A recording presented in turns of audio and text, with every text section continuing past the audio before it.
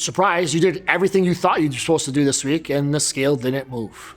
Well, I'm here to remind you that weight loss is not linear.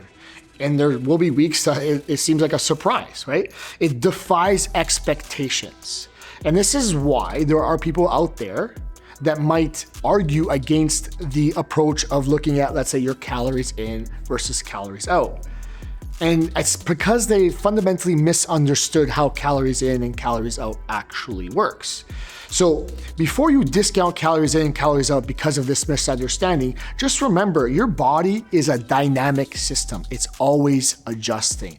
There's a bunch of different inputs and outputs that affect the overall balance of weight on your body. So it will not be linear. And there's a few explanations on why you might misunderstand some of these results and consider CICO, the calories in, calories out model, to be incorrect. So let's start with calories in. It's fairly straightforward. It's what you're eating. Now, if I want to get super nuanced and spend a whole bunch of time boring you, I start talking about, hey, some foods are more bioavailable than others. That's not important. For the purposes of your goal, you need to ensure that you know how much you're taking in. Now, where it comes to calories out, that's where there's a little bit more hair on this process. Now, you're looking at probably 5 or 6 different outputs, major outputs that affect calories out. And when I say outputs, is how many calories you're burning. If you look at the biggest influence on the amount of calories that you burn, it is your resting metabolic rate.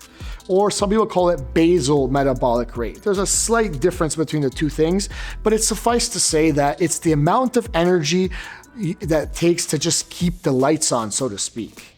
Breathing, thinking, heart beating, all this stuff requires energy. And it's about 70% of the energy you expend in a day. Now, some of that is influenced by the amount of muscle that you have on your body. So we'll get back to that in a second. But if I still look at the other things that affect your output energy, is the thermal effect of food.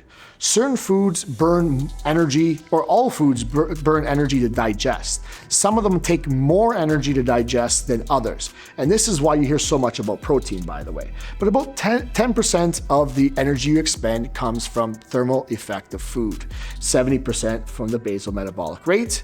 And then the last, about 20%, let's call it, comes from your NEAT and your EAT. Those are easy ways to remember non-exercise activity and exercise activity. The amount of energy that you expend in NEAT is technically influenced by the amount of energy you eat. And well, I'll talk about why. There's two sort of ways that our body look at energy. There's the spendthrift approach and there's a thrifty model. This is the way we look at genes.